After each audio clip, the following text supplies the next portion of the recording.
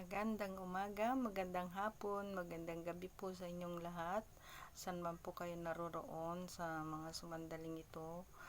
Ako po ay nagpapahatid sa inyo ng isang masaganang araw.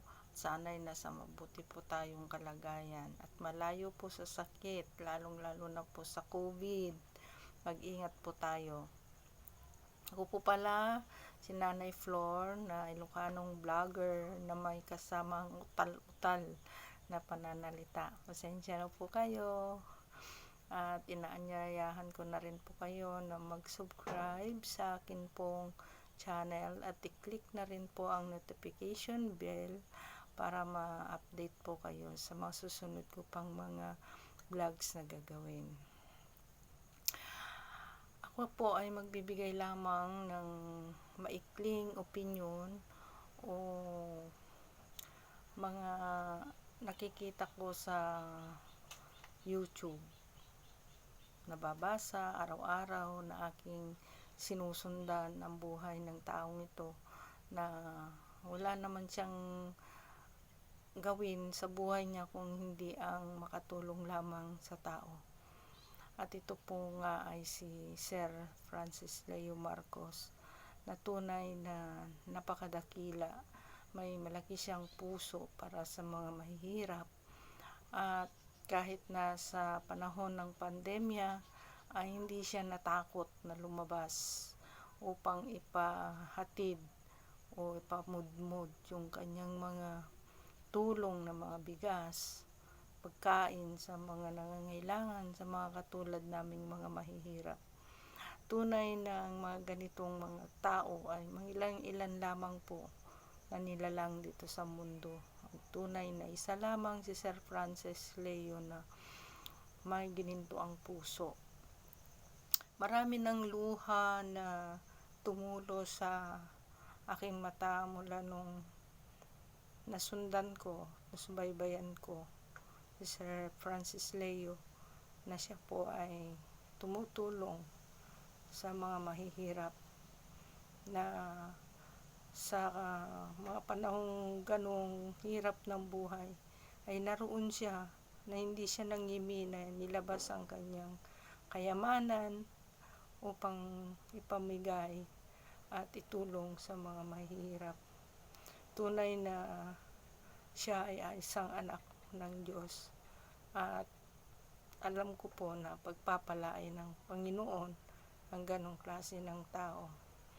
At ngayon nga ay nasa kulungan siya, bagamat siya po ay tumutulong sa mga mahihirap, ay ganon pa rin naman ang nangyari sa kanya at pinagkanulo pa siya, ay andun pa rin ang kanyang kagustuhan o kaya yung prinsipyo niya na ituloy ang kanyang pagtulong sa mga mahihirap. At tunay na hindi na niya iniisip ang kanyang sarili, ang kanyang kaligayahan, ang kanyang pamilya, basta makatulong lamang siya sa mahihirap. Napaka sarap isipin na may isang Pilipino na kagaya ni Sir Francis Leo Marcos na tumutulong sa mga mahihirap. At tunay na saludo ako sa iyo, Sir. Sana po ay makalampasan mo ang lahat ng mga problema na dumarating sa iyong buhay. At araw-araw po kitang pinapanalangin, Sir Francis, na makalabas ka na upang mas malaya ka pang makatulong sa mga mahihirap. At ang luha kong ito ay tunay na kaligayahan na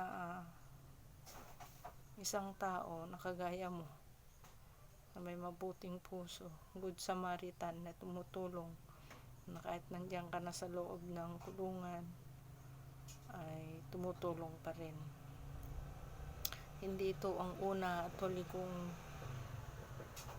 pagbigay ng opinion para sa nagawa mong tulong kabutihan sa mga tao, Sir Francis. Hindi ako nagsasawa Ngayon lang ako nagkaroon ng lakas ng loob. Ito ang unang-una kong video. Bagamat ngayon lang bago-bago ako. Pagpasensyahan nyo na po ako kasi bago nga po akong vlogger.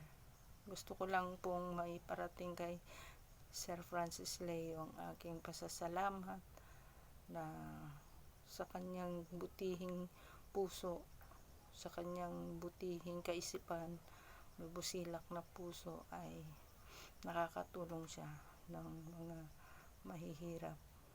Sana po ay pagpatuloy mo ang iyong hangarin at pagpalain ka po ng Panginoong Diyos. Dinadalangin po namin ang iyong kaligtasan at ang iyong kaayusan dyan sa loob ng kulungan, at nawa ay makalabas ka na ng